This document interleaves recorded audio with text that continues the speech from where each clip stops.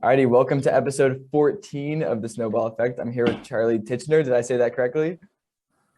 You did. Thank you for having me, Amazing. man. It's good to see you again. It's great to see you. It's great to see you. I think we met originally at Geek Out San Diego. Shout out to Nick. That was an unreal event.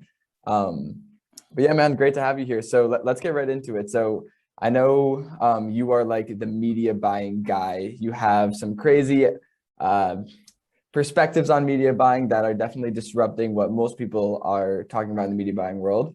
But you know, before, and you've definitely been doing this for a while. There's no secret on that. But what I'm super curious about to know is because, you know, myself and you, we've never even had to have this conversation in the first place personally. So how did you get started? Like, how did this all come to be? Where was like the starting point and how long ago was that? Yeah. So, I mean, I'll try to make it as tantalizing as possible and as short as I can. I used to be a touring musician and I was a radio DJ. Eventually, I got myself to be a Sirius XM afternoon drive guy for this guy named Bubba the Love Sponge. Then Hulk Hogan's sex tape ruined my radio career, but I was able to put myself through grad school with an MBA in marketing and business management during that time. So I fled Florida for completely not legal reasons and made it out to LA, got a job working $10 an hour at an ad agency, running up fake views for Disney stars on the brand new YouTube videos. And eventually accidentally started a couple ad agencies. And within about a year and a half, I was spending $1 million a day or more as the supervisor at Omnicom for the performance media division, which is Resolution Media. And so I had a 7-figure daily budget working with brands like Nissan, CBS, Activision, Levi's, the Apple team, stuff like that. And that was 2013, 2014. So since then, I've spent an ungodly amount, several $100 million last time I tried to even count.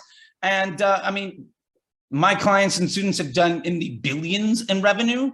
My clients list is, I couldn't even begin to name them all, but it's like Pizza Hut, Papa John's. I brought TRX to market. I used to do all the lead gen stuff for Progressive Insurance. Like I've done D2C brands like 310 Nutrition. I'm in the CBD space. I've been around doing a lot of things for a really, really long time. And I had the luxury of also being a little bit, I'm not always the best person to work in an office with. So I had the luxury of working at a lot of different places over a very short amount of time. And what that really gave me more than anything was tremendous perspective because I got to learn from a dozen of the smartest people in a dozen different rooms. And both client side, vendor side, and agency side, I learned every working part. I got to see the bottom line for everything. And at one point in time, I was literally the Facebook lead for the West Coast of the United States for 7-8-figure weekly budgets on a, international evil conglomerate ad agency. Because literally nobody else wanted to run Facebook at the time because they were all really good at like Yahoo ads and email. So like, Facebook didn't have attribution and you had to edit it with Excel. So like I've been around for a little while.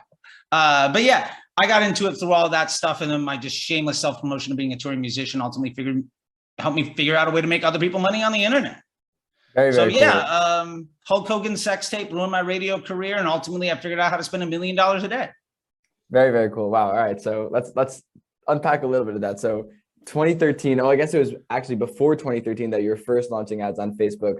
I mean, I think the first time I launched a Facebook ad was, I don't know, like 2016 or 2017. And I know just from then till now, it has changed immensely. Everything is different. It's basically an entirely different game. Could you talk a little bit about the changes that have happened between, like, I guess it was probably like 2011, 2012 and now between when you first started and how it's changed? Yeah, absolutely. I mean, my first Facebook effort was promoting my band. And my first clients were my first real big paid media efforts was Jay and Silent Bob selling like tickets to like Comic-Con speaking events and like Jamba Juice and like some like cruise companies. I still get weird alerts for the Fairmont Hamilton Princess in the Bahamas because I did the launch of the takeover of that like almost 10 years ago. So, but at the time, there was no such thing as a conversion campaign. There was no such thing as the Facebook pixel. You had to edit. If you were worth your salt, you were editing everything in Power Editor and Excel. So it was a very different ecosystem. But what was really great was you had to learn how to make the machine work and what the machine wanted from you. So as Facebook got easier and easier over the years, and I would say today it's easier than it's ever been to be really successful, all of those crutches and bridges and training wheels that people have now, I didn't have when I started. So I think that gives me an unfair advantage of just being right space, right time, right opportunity, of intimately being aware of the growth of the platform and being a part of the growth of that platform. Because I was in the alpha of lead gen. I brought DPA to market. Like I was, in the case studies for designing how to use CBO and creative testing and advanced matching with, $10 million, 10-figure, really crazy, $10 million budgets. And so I think the biggest change, more than anything, from then to now was it used to be extraordinarily technical.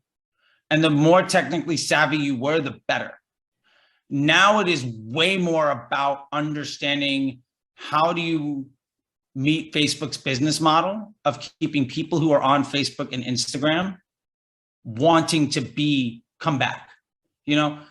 Ultimately, it's a meritocracy of user experience where you used to just be able to hack the shit out of it as much as you wanted because they were just trying to get anybody good at Google to come on. It was a desperate ploy back when I got started. And the only reason I got the job was because I was the only person willing to raise their hand and say, yeah, nobody knows how to do it and there's an unlimited budget, I'll go.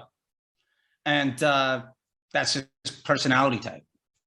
No, that makes a ton of sense. I mean, yeah, back in the day, it's just like being technical, hacking away, like figuring out hacks. And now it's making content that keep people engaged because that's what Facebook and all these other platforms care about. So it makes a ton of sense. And you've seen it firsthand.